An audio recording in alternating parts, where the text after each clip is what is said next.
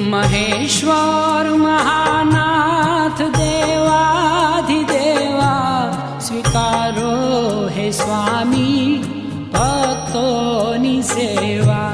धतूरो बिलीपत्र one पुष्प धरिये नमः शिव नमः शिव नमः शिव उच्चरिये।